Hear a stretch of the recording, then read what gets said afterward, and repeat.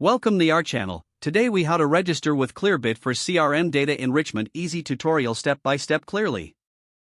To register with Clearbit for CRM data enrichment, start by visiting the Clearbit website. Once on the home page, look for the Sign Up button, usually located at the top right corner. Click on the Sign Up button to begin the registration process. You'll be directed to a registration form that requires your email address and a secure password. Fill out your email address in the designated field. Next, create a password that meets the security requirements. After entering both fields, look for a checkbox to agree to the terms of service. Make sure to check that box before you proceed.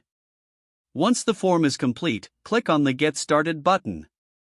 You may be asked to confirm your email address shortly after.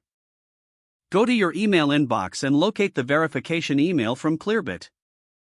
Click on the verification link provided in the email. This action will redirect you back to the Clearbit website.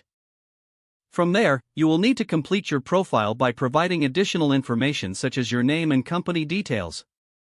Fill in your first name, last name, and job title. Next, enter your company name and the size of your business. Once completed, click on the Continue button to move forward.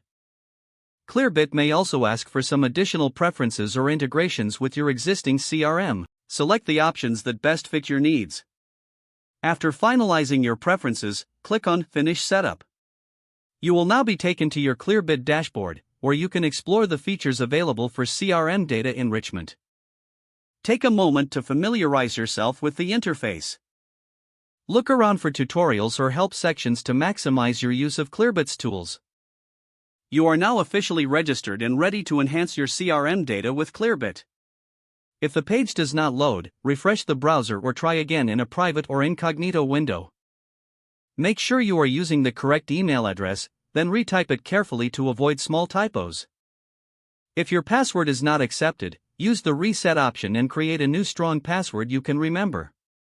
Check your spam folder for verification or security emails, then complete any requested confirmation steps.